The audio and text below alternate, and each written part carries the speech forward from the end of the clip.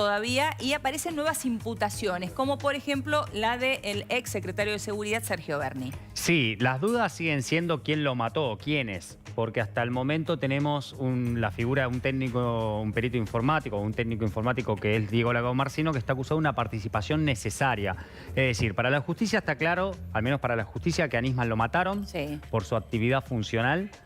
Por eso están en la justicia federal también, y que quien ayudó fue una pieza clave, fue Lagomarsino, porque dio el arma con el que lo mataron. Claro. No se sabe quién es.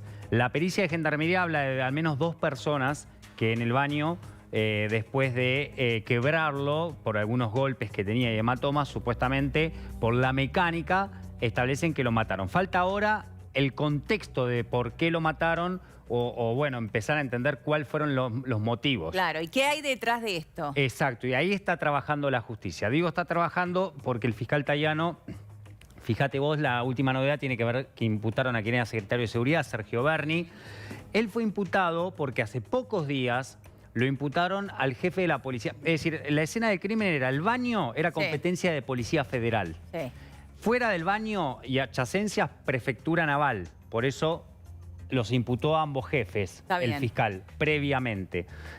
Román Di Santo, el jefe de la Policía Federal, dijo: yo respondí a las órdenes de quien eran mis jefes superiores, Sergio Berni, Darío Ruiz, el segundo de Berni, y por eso lo termina imputando el fiscal. Vamos a explicar una cosa, Sergio. Estamos hablando de esto que bien explicabas vos recién, que era jurisdicción de la Policía Federal, el baño. Esto tiene que ver porque estábamos hablando de un fiscal de la Nación, ¿no? Exacto, exacto. Las principales irregularidades que detectan, más allá de las que vimos, la muchedumbre dentro del departamento de Nisman.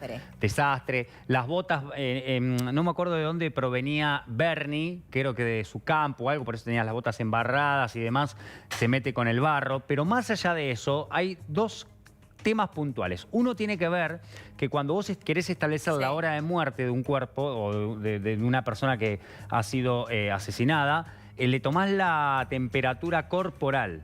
Claro. Y la temperatura atmosférica. Y ahí se hace una fórmula y se establece el horario aproximado de muerte. Claro. En el caso de Nisman no se tomó su temperatura corporal ni tampoco la atmósfera, con lo cual ahí advirtieron que hubo una irregularidad. Y en prefectura yo estuve preguntando, bueno, pero ¿cuál es lo que ustedes más acusan? Y tiene que ver con el perímetro que se estableció en función de donde fue encontrado Nisman. Esto tiene que ver con los otros adyacencias de la casa, el living, el dormitorio. Para que te des una idea, por ejemplo, me decían, uno pasó tantos años, se van a cumplir 10 años. 10 años, impresionante. 10 años, es impresionante. La puerta de servicio del departamento de Nisman en Le Parc daba a un vecino.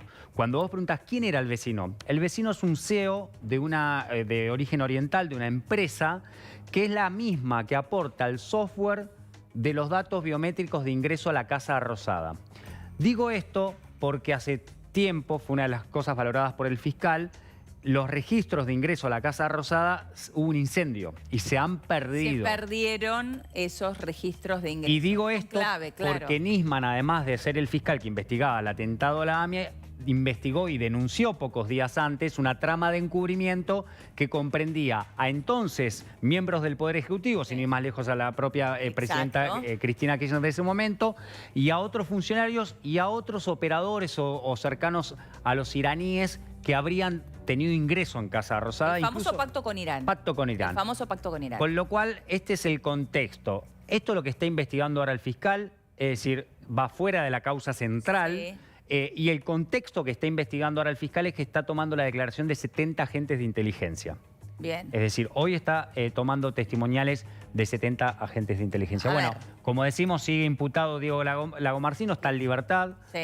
Los custodios de Nisman también, que estuvieron siempre bajo la mira de todos, ¿no? ¿Qué hacían los custodios de Nisman? ¿Cómo no advirtieron movimientos en su casa o la falta de movimiento del propio fiscal? Sí, lo que demoraron. Yo tuve la oportunidad de dialogar en off the record con los custodios. La versión de ellos es que Nisman era un custodiado muy complicado y que, claro, de alguna forma les impedía a ellos ejercer debidamente sus funciones. Por ejemplo, Nisman les impedía que estuvieran en Le Parc. Él los quería lejos de Le Parc, a 2 o 3 cuadras, que cada vez que lo llamaran... Tenían que caminar esas 3 cuadras para acercarse a Le Parc. Que no lo molestaran para nada, por eso pasaron muchas horas. Es decir, Nisman, fíjate, llega ahí, está la famosa foto de un diario. Sí. Es decir, Nisman lo encuentran el domingo ya avanzado el día porque los custodios, según ellos dicen, no se animaban a molestarlo por temor a una reprimenda, hasta que finalmente pasa mucho tiempo, empiezan a contactar a secretarios, a la mamá de Nisman, y ahí van con los familiares. Y ahí es cuando constatan y encuentran el cuerpo. El fiscal Nisman. Este es otro dato, el próximo 18 de enero, 10 años. Sí. Acá hay un tema, el paso del tiempo en lo que hace a la causa. Yo pregunté sobre posibles prescripciones, me han dicho que no, pero ¿qué pasa si aparece un nuevo imputado, por ejemplo? Teniendo en cuenta el paso temporal, 10 años, no fue considerado un delito de lesa humanidad que es imprescriptible. Claro, está bien, es un buen punto. Con lo cual, ojo con esto. Y lo otro tiene que ver con las pruebas. Por ejemplo, hoy están analizando 60.000 llamados. Los contenidos no los tienen porque no estaban pinchados los teléfonos el 18 de enero. Lo que tienen es un mapa de los abonados que hubieron llamados. Por ejemplo, yo estaba cerca de Le Parc y te llamé a vos, y vos llamaste a Dex y Dex llamó a Silvia. Pero no de la conversación. No. Pero sí de si Sergio Farela llamó a Eleonora, Eleonora llamó y vos a Dexter. ¿con quién te contactaste posteriormente? Es decir, cada uno de esos abonados que se contactó de manera directa o indirecta, es decir, la manera directa y la manera indirecta, vos con los demás, se están investigando. Son 60.000 llamados de ese 18 de enero, con lo cual es mucho el volumen de información. Bueno, 10 años, ¿eh? 10 años. Mucho por responder todavía. Gracias, Sergio. A vos, Elio. Muchas gracias.